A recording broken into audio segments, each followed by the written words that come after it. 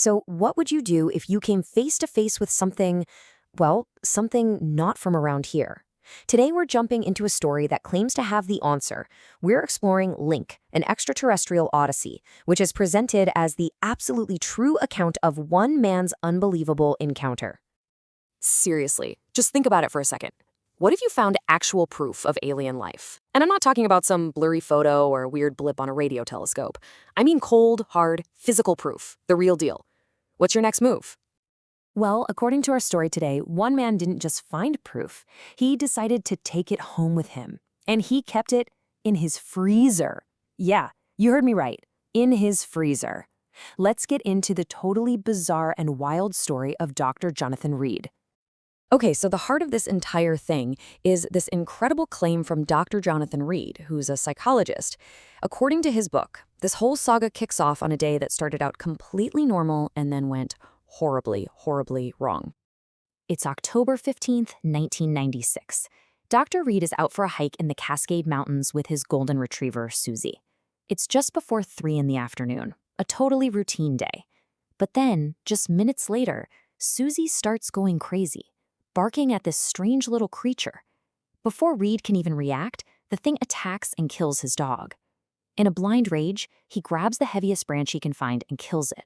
The whole thing was over in just a few terrifying seconds. Reed's own description of his dog's death it's just brutal. He wrote that it was like liquid life flowing to a bloody drain. I mean, what a horrifying, visceral image of watching his best friend get torn apart right in front of him.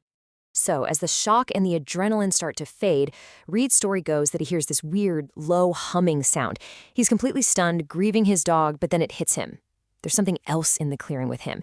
And whatever it is, it's just as impossible as the creature he just fought. And this is where the story goes from a tragic, bizarre encounter to something else entirely. Because in the middle of all this chaos, Reed says he found something that just seemed to ignore the laws of physics as we know them. A mysterious black obelisk. So what was it? Well, he describes this large, black, wedge-shaped object, just hovering a few feet off the forest floor.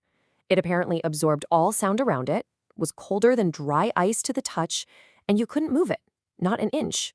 It was like it was bolted to that exact spot in space-time.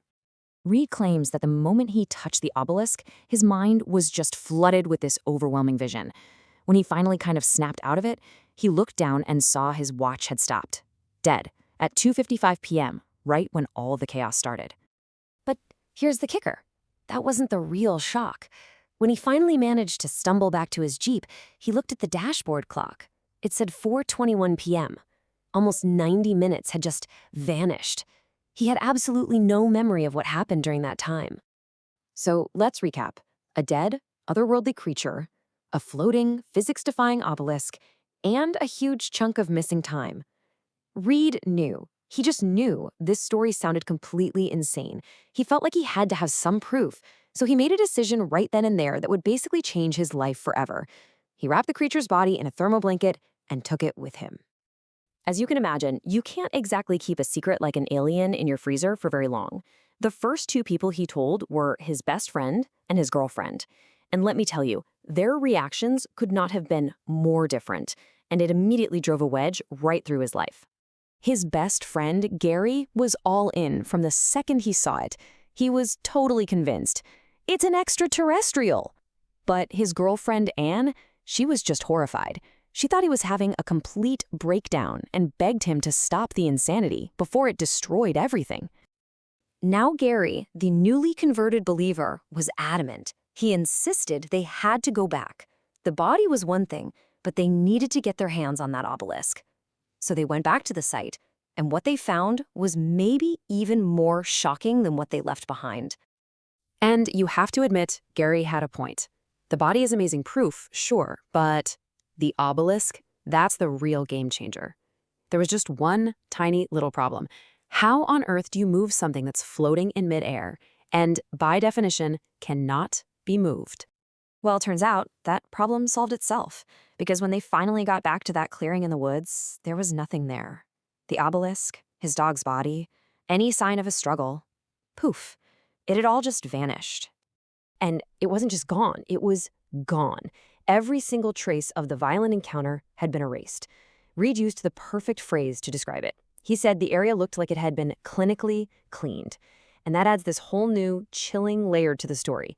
Someone or something had come back and wiped the slate clean.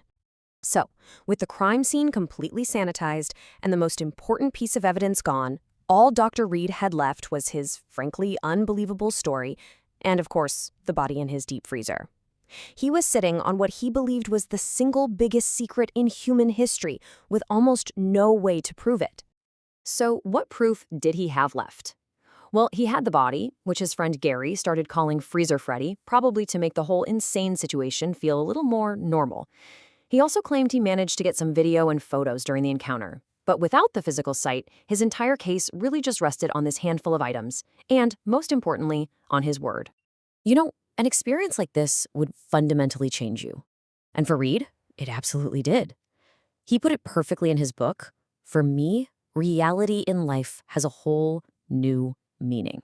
There was just no going back to the way he saw the world before that day. So, in the end, Dr. Reed's story really boils down to his word against, well, everyone. His testimony and an alleged body in a freezer. And it leaves us all with one massive question. What would you do? If you were in his shoes, would you share a secret that could change the world, even if you were almost certain no one would ever believe you?